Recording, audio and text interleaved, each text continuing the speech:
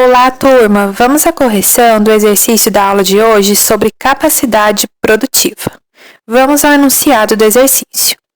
Um fabricante de fio de cobre tem em sua linha de produção uma capacidade de projeto de 370 metros por minuto, com a linha operando 18 horas por dia, 7 dias por semana, um total, então, de 126 horas por semana. As horas de parada de máquina programadas somam 24 horas e as horas de parada de máquina não programadas somam 35 horas. Determine a capacidade do projeto por semana, a capacidade efetiva por semana, o volume de produção real, a taxa de utilização, a taxa de eficiência e o volume de produção real.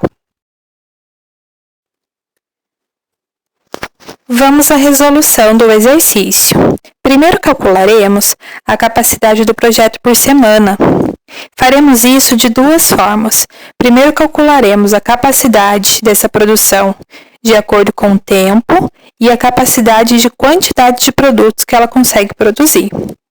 A capacidade do projeto por tempo, o enunciado do exercício já nos forneceu essa informação, que são 126 horas, que são provenientes de 18 horas por dia que essa empresa tem disponível para produzir, vezes 7 dias por semana. Então, ela produz todos os dias, de segunda a domingo, 18 horas por dia. 18 vezes 7 dá um total de 126 horas disponíveis iniciais. A quantidade de produto, no enunciado do exercício, temos a informação de que essa empresa produz 370 metros de fio de cobre por minuto. Então, 370 vezes 60 minutos, que é a quantidade de minutos a cada uma hora, vezes 18 horas, vezes 7 dias por semana, temos um total de 2.797.200 metros de produto de fio de cobre. Então, a capacidade inicial desse projeto, sem realizar os descontos que nós vamos fazer a partir de agora, são 126 horas disponíveis para produção, e essas 126 horas dará para produzir 2.797.200 metros de fio de cobre. A partir do segundo item, começaremos a ver as capacidades reais e efetivas que essa empresa tem disponível para a produção.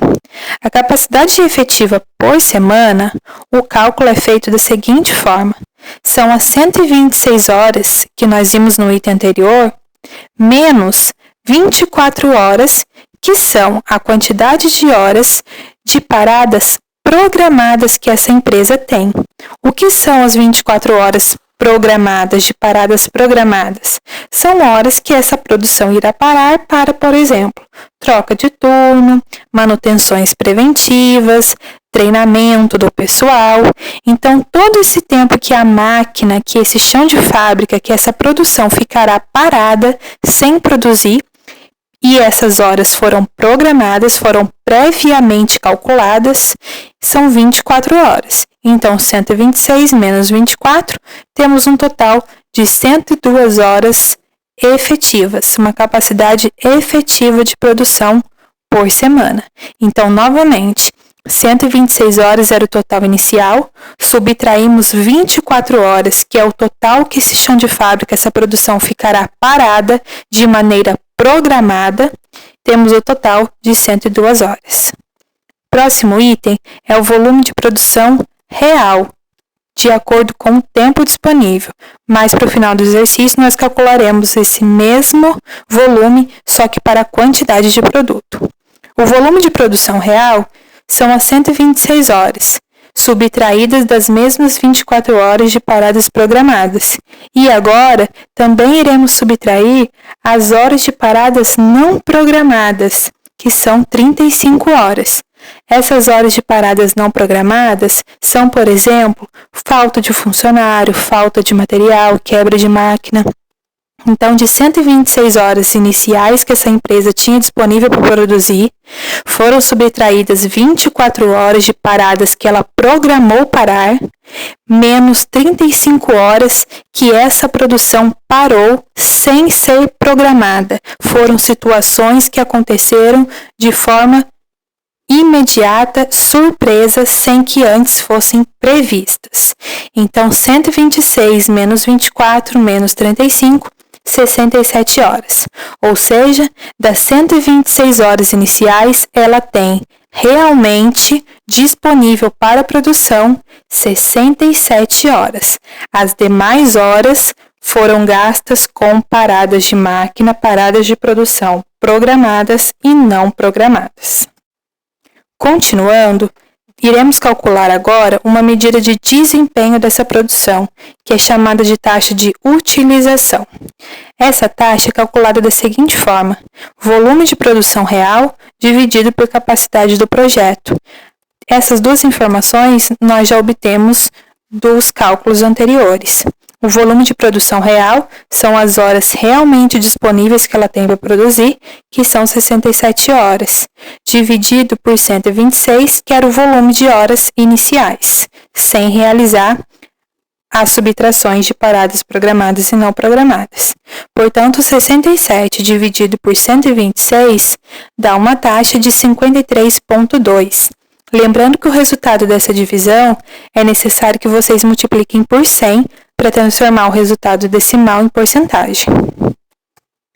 Agora, calcularemos a taxa de eficiência, também uma medida de desempenho desta produção. A taxa de eficiência é calculada da seguinte maneira: volume de produção real dividido pela capacidade efetiva. Essas duas informações também nós já obtemos nos cálculos anteriores. 67 horas, que é o volume de produção que a empresa possui realmente disponível para produzir, dividido por 102 horas. 102 horas são as 126 horas iniciais menos as 24 de paradas programadas que nós já calculamos anteriormente. Então, 67 dividido por 102, taxa de eficiência de 65,7. O último cálculo agora é o volume de produção real, mas para a quantidade. O tempo disponível nós já sabemos, real disponível, nós já sabemos que são 67 horas. Agora calcularemos a quantidade de produto que essa empresa irá produzir na realidade.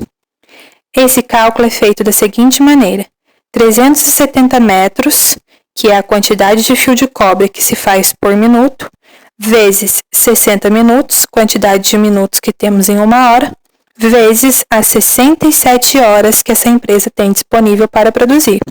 370 vezes 60 vezes 67, então essa empresa irá produzir um total de 1.487.400 metros de fio de cobre.